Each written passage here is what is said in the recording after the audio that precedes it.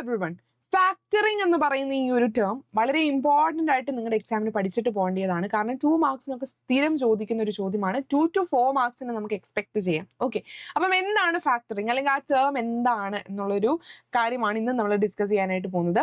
കേൾക്കുമ്പോൾ അത്ര പെട്ടെന്ന് നമുക്ക് ആ പേരിൽ നിന്ന് തന്നെ ഇന്ന സാധനമാണെന്ന് ഐഡന്റിഫൈ ചെയ്യാൻ പറ്റാത്ത ഒരു സാധനമാണ് ഫാക്ടറിംഗ് എന്ന് പറയുന്നത്. അപ്പോൾ എന്താണ് നമുക്ക് നോക്കാം. ഡെപ്റ്റ് collection activity may be entrusted with specialised agency called factoring organisation.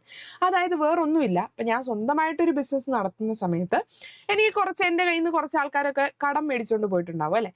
അപ്പം ഞാൻ ഈ കടമൊക്കെ അവർ വന്ന് ചോദിക്കുമ്പോഴത്തേക്ക് അവർ പറയും അടുത്ത മാസം തരാം, അതിൻ്റെ അടുത്ത മാസം തരാം, അല്ലെങ്കിൽ ഇന്ന തീയതിക്കുള്ളിൽ ഞാൻ അത് അടച്ചു തീർക്കും എന്നൊക്കെ പറഞ്ഞിട്ടായിരിക്കും പോകുന്നത്.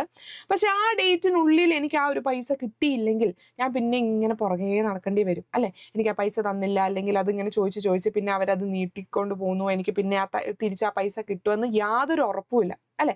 ഈ ഒരു അവസരത്തിൽ ഞാൻ സ്വന്തമായിട്ടൊരു ബിസിനസ് നടത്തുന്ന സമയത്ത് ഞാൻ ഇതുപോലൊരു ഏജൻസീനെ ഞാൻ വെക്കുവാണെങ്കിൽ എനിക്ക് എന്താണ് അവർ ഹെൽപ്പ് ചെയ്തു തരുന്നത്? ഡെപ്റ്റ് കളക്ഷൻ ആക്ടിവിറ്റി അവർ ചെയ്തു തരും.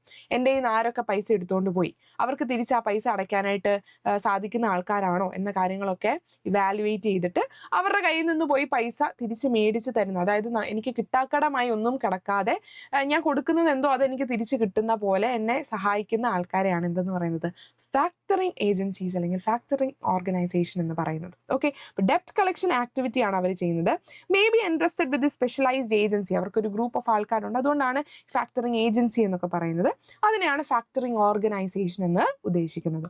ദിസ് ഏജൻസി ഓർ ഇൻഡിവിജ്വൽ, അതൊരു ഇൻഡിവിജ്വൽ ആവാം, ഒരു ഏജൻസി ഒരു ഗ്രൂപ്പ് ഓഫ് ആൾക്കാരുമാവാം, with specialise in collection and administration of ഡെപ്റ്റ് ഇസ് കോൾഡ് ഫാക്ടർ. അത് കൃത്യമായിട്ട് അഡ്മിനിസ്ട്രേറ്റ് ചെയ്യുവാനും കൃത്യമായിട്ട് ആൾക്കാരിൽ നിന്ന് കളക്ട് ചെയ്യുവാനും അതിൻ്റെ ഡേറ്റ് കാര്യങ്ങളൊക്കെ നോക്കി കൃത്യമായിട്ട് ചെയ്യാൻ വേണ്ടി അറിയാവുന്ന ആൾക്കാരെയാണ് നമ്മൾ ഫാക്ടറിംഗ് ഏജൻസീസ് എന്നൊക്കെ പറയുന്നത്. Factors do this service. അപ്പോൾ ഇവിടെ പറയുന്നത് ഫാക്ടർ എന്ന് പറയുന്നത് ഈ ആക്ടിവിറ്റി ചെയ്യുന്ന ആ ഒരു ഇൻഡിവിജ്വലിനെയോ അല്ലെങ്കിൽ ആ ഒരു ഏജൻസിനെയോ നമുക്ക് ഫാക്ടേഴ്സ് എന്ന് വിളിക്കാം. Okay, factors do this service in return for a factoring commission interest or on advance granted. അപ്പോൾ ഇവിടെ പറയുന്നുണ്ട് ഫാക്ടേഴ്സ് എന്ന് പറയുന്ന ആൾക്കാർ, ഫാക്ടറിംഗ് ഏജൻസി ആയിക്കോട്ടെ അല്ലെങ്കിൽ ആ ഒരു ഇൻഡിവിജ്വൽ ആയിക്കോട്ടെ, അവർ ചെയ്യുന്നത് ഫ്രീ ആയിട്ടൊന്നും അല്ല, പിന്നെയോ ഫാക്ടറിംഗ് കമ്മീഷൻ അവർ മേടിക്കും അല്ലെ. കമ്മീഷൻ എന്ന് പറഞ്ഞു കഴിഞ്ഞാൽ എന്താണ്, നമുക്ക് കുറച്ച് എമൗണ്ട് ഈ ഒരു ആക്ടിവിറ്റി ചെയ്യുന്നതിലൂടെ നമുക്ക് കിട്ടുന്ന ഒരു കാര്യമാണ്.